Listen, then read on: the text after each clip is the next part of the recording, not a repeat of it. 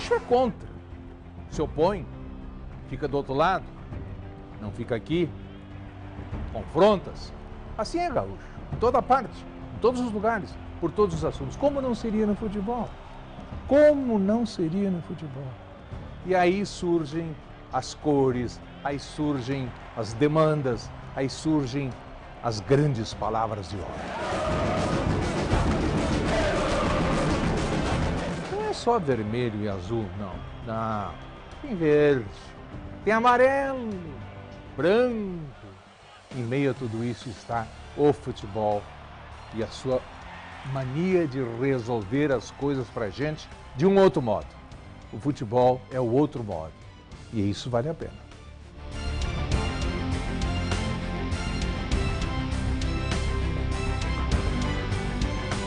A República Rio-Grandense ou o Império Brasileiro. Apoiar Gaspar Ferreira Martins ou Júlio de Castilhos. Borges de Medeiros ou Assis Brasil. Gerações inteiras destinadas a escolher, a se posicionar.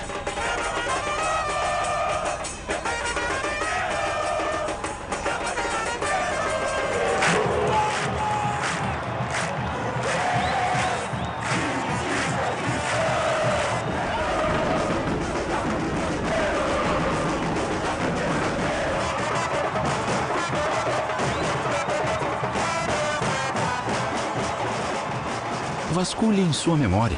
Tente encontrar o dia que tudo isso começou. Pergunte-se, quando eu aprendi o que era futebol? Quando me ensinaram as regras? Quando gritei gol pela primeira vez? Quando eu passei, mesmo que do meu jeito bem particular, a viver intensamente tudo isso? Não se surpreenda se não lhe vier nenhuma data, nenhuma cena à sua cabeça. O ingresso nesta magia é exageradamente precoce mesmo. Na verdade, a minha paixão pelo Brasil começou com 4 anos de idade. Eu sou pelota desde que nasci. Desde criança eu acompanho meu time, venho com meu pai, com minha mãe. Como é que eu vou torcer para outro time se tem o Pelotas em Pelotas?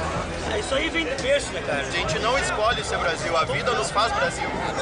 Também logo nos primeiros dias da nossa infância, nasce um sentimento ainda mais complexo do que o amor pelo nosso time. Não o chamemos de ódio, afinal, costumamos querer a extinção de tudo que odiamos. E nós, definitivamente, não desejamos o fim do nosso rival. Dele queremos apenas que perca, de preferência sempre de goleada. Ok, esperamos algo mais, sim. Que ele de jeito nenhum encante os nossos filhos. Filhão do Cerulli, né? Se eu tivesse filhão do Cerulli, com certeza ele ia mudar pra Chavante. Eu deserdava. Se eu tivesse um filhão do Cerulli, eu ia pensar 2 vezes antes de registrar a primeira criança. Acho que isso não ia acontecer aí com o Valdo. Mas ele não pode torcer para o Brasil, isso é uma coisa que é fato. Ele é um esporte, mas assentado num jogo. E o jogo pressupõe uma estrutura agonística, significa um eu contra um outro.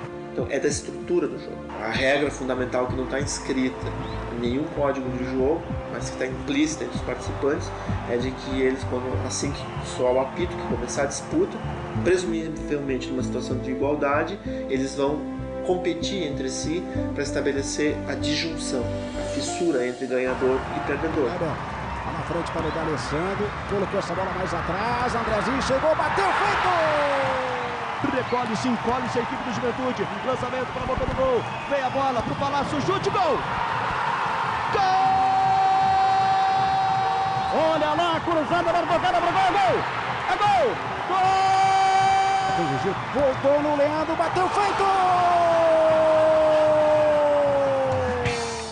O pessoal do Inter, que tinha sido rejeitado quando quis ingressar no Grêmio, reuniu a turma dos vermelhos e fez o desafio. Inicialmente o Grêmio ofereceu o time reserva. Enfrentamos vocês que estão começando, mas vamos com o nosso time B. E aí os colorados não quiseram. Não. A gente faz questão de jogar contra o time A de vocês, para testar a nossa força. Tem os depoimentos de alguns jogadores, por exemplo, o Brochado, que era um dos fundadores do Grêmio, que nos primeiros anos ele era o mais perto que se tinha de um técnico nos treinos do Grêmio. E ele disse que havia uma dúvida, uma de que o Inter poderia de alguma forma fazer frente ou superar o Grêmio naquele Grenal, e tinha uma outra corrente que dizia que não, que o Inter era ainda um time muito novo e não tinha condições de superar o Grêmio naquele momento. Diz a lenda, mais a lenda do que a história, que nos primeiros minutos o Inter até conseguiu resistir bem. No primeiro tempo foram apenas 2 a 0. Ele colocou na frente para o Vargas, pode ser um golaço, bateu, feito! O Inter teria tido somente 2 chutes a gol em toda a partida, que eram 2 tempos de 40 minutos. Mas no segundo, com o maior preparo físico daquela equipe germânica, que treinava muito mais do que os inexperientes colorados, se deu 10 a 0, que até hoje gera uma flauta difícil de engolir para os colorados. E é uma coisa que a gente está tentando esquecer desde então, né? O jogo foi aqui na Baixada e, pelo que consta dos jornais da época, 2.000 pessoas estiveram naquele jogo. Ou seja, é um público gigantesco para uma cidade que tinha 130 mil habitantes.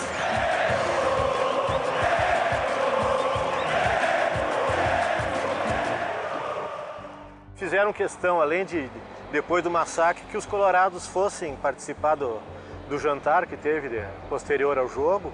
Nós massacramos vocês, 10 a 0, e agora vocês vão lá e a gente vai dar uma boia para vocês. Então essa imagem que fica, isso aí machuca muito. O Inter perdeu, e perdeu feio no início, né?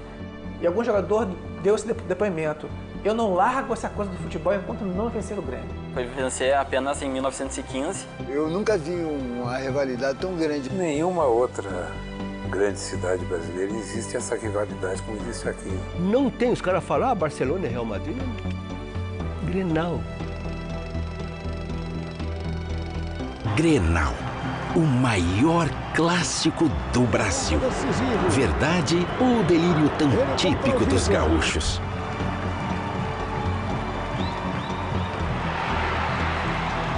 Verdade. Nesse cálculo impreciso, alguns fatores são valiosos, a começar pela antiguidade do confronto. Já são 105 anos de clássicos, quase 400 partidas, quase 40 mil minutos de um desafio que paralisa o Estado, de um antagonismo que é motivo de 2 clubes tão grandes nascerem numa cidade como Porto Alegre. Daqui do Estado, partiram para vencer o país em 10 oportunidades, a América em outras 4, o mundo uma vez cada. Uma rivalidade que não ficou restrita à capital, transbordou para cada esquina do Rio Grande do Sul, dividindo gaúchos em 2 partes insolúveis, a vermelha e a azul. Somos bons porque o Internacional precisa ser melhor que o Grêmio, que precisa ser melhor que o Internacional, que morre se não for melhor que o Grêmio. Se o que move o capitalismo é a fome do lucro, o que move o irracional futebol de Porto Alegre é a fome da flauta. Há rivalidades parecidas no resto do Brasil, mas duvido que haja outra igual. O grande segredo do esporte, de todos os esportes, particularmente do futebol de espetáculo, é conseguir agregar sentido para um tipo de uma disputa que talvez não teria sentido nenhum. Quem não se envolve com essas disputas identitárias não vai achar muita graça de um jogo de futebol. Né? Porque tem muitos jogos que não tem graça nenhuma, não acontece nenhum lance performático, não acontece nada. Né? Muitos grenais, por exemplo, a bola não anda, falta, para. E, no entanto, o estádio está lotado, as pessoas estão torcendo, elas estão ansiosas para ver o desfecho, porque é mais pela questão da identidade. Então, identidade e representação são 2 categorias chaves para se entender esses mecanismos de agregação de público que, em última instância, fazem o futebol o que ele é.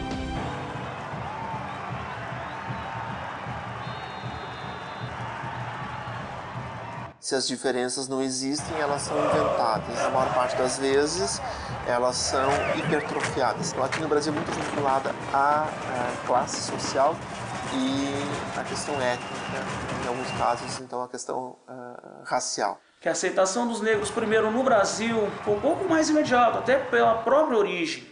Já o Pelotas só foi aceitar negros mesmo em 1945. O fato do Internacional ter se fixado no 2º distrito, muito próximo da região ali da Ilhota, da Cidade Baixa, que era onde existiam comunidades de ex-escravos, fez com que ele tivesse uma proximidade, uma comunicação com essa população. Pelotas foi fundado por fidalgos, por aristocratas, dos negrinhos da estação contra os fidalgos da avenida, né? Porque justamente por causa destas origens.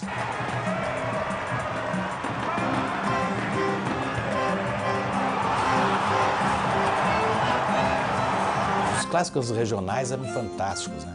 Era uma guerra, assim, ó, uma guerra, no bom sentido, aquela guerra maravilhosa, que te empolgava, te arrepiava. Bagé teve um clássico extraordinário até hoje. Esse clássico é muito disputado. O Baguá, né? Passo Fundo tinha o clássico Gaquá, né? Gaúcho e 14 de Julho. Esse clássico era impressionante. O Rio Rita 1 é o Rio Grandense e o São Paulo. E o Rio Rita 2 é o Rio Grande e o São Paulo. Clássico de Livramento, 14 de Julho e Grêmio Santanense. Atlanga em Erechim, Atlântico e Ipiranga. Carazinho tinha o clássico Veterano e Glória. Não tinha jogo que não desse briga. A coisa era muito pesada. E o outro clássico que nós temos é o Rio-Rio, que é o Rio Grande com o Rio Grandense. Não podia errar em clássico. O jogador que errasse em clássico era execrado. Tinha que sair da cidade, principalmente no interior. O Breno jogou uma partida só, depois não jogou mais. Que um gol que ele tomou meu de falta lá do meio da rua. Claro, não podia pegar, porque a bola fez uma curva, né, e entrou lá na gaveta. E ele não jogou nunca mais no Grêmio. O festival de inauguração do Olímpico foi manchado pela presença internacional naquele 6-2, né, com a presença do Larry. O Grêmio começou a partida e fez um gol. E logo em seguida eu comecei a me envolver no jogo, aquela coisa toda, de bola para lá e bola para cá, e aí foi dor nos acuda. E o Sérgio Moacir, o goleiro gremista, indignado que quis abandonar o gramado. Eu não aguento mais! E o Luizinho, ponteiro do Inter, correu até ele e dizia assim: volta, covarde, volta para tomar mais 3. Na inauguração do Beira-Rio já estava escrito nas estrelas, né? Vai dar confusão nesse jogo. Quando eu cheguei no vestiário, já tinha a briga começada. E aí foi aquela pancadaria generalizada, 20 jogadores expulsos. Naquela briga eu me lembro da imagem que o Gainete vem e dá uma voadora tentando acertar um gremista num bolo de gremistas, e o bolo se abre e o Gainete cai no meio do bolo de gremistas. E aí é uma avalanche de pontapés e socos.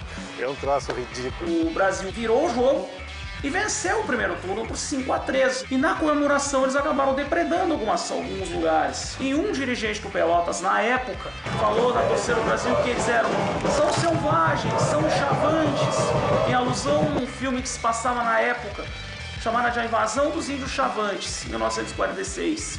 Teve aquele Grenal que se chamou o Grenal do século, que várias coisas estavam se decidindo no Grenal só. 2-0 pro Grêmio. 1-0 pro Grêmio, gol de Cuca. Bora à procura do gol, vamos ver se conseguimos fazer logo no começo. Olha o Marcos Vinícius, bateu! Levantado agora para Nilson, vai marcar o gol! Gonzalo pode chutar, chutou uma bola, Nilson, gol!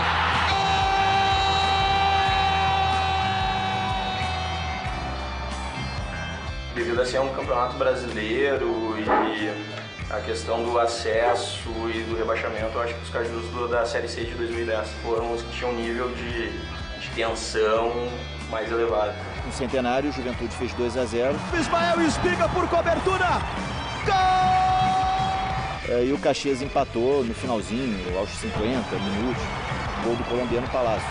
Foi 2-2, só que esse resultado praticamente rebaixou o Juventude à 4ª divisão e não ajudou o Caxias a subir para a Série B.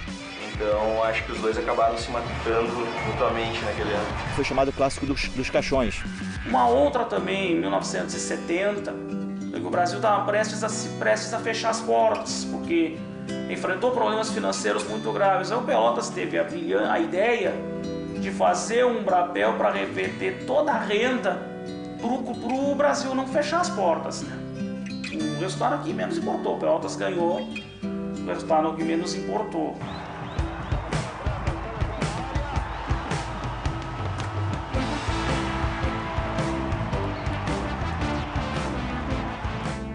hora de entrar dentro tanto do Beira-Rio como aqui no Estádio Olímpico, né? Sabia que a casa estava sempre em festa, casa cheia, sempre.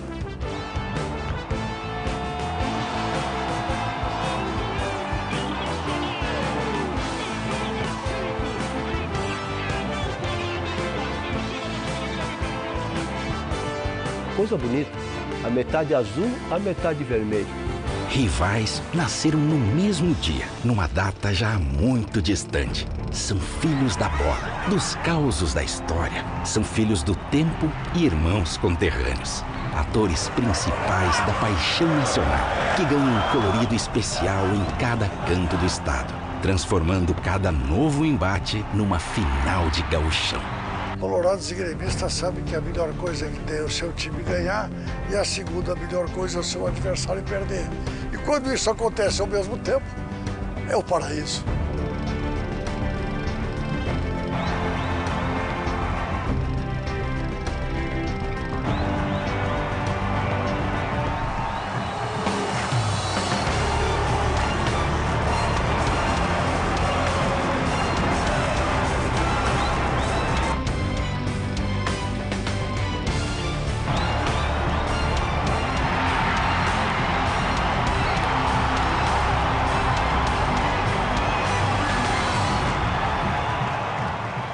Nada é muito jovem.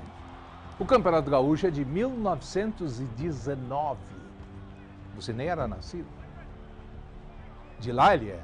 E ele vem com essa tradição toda, com essas rivalidades crescentes, com essas cores diversificadas, com essas exigências novas. E vem, e não para de vir.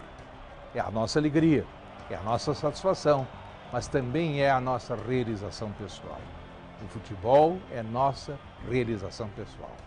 Não percam, na próxima semana a gente continua com o Campeonato Gaúcho.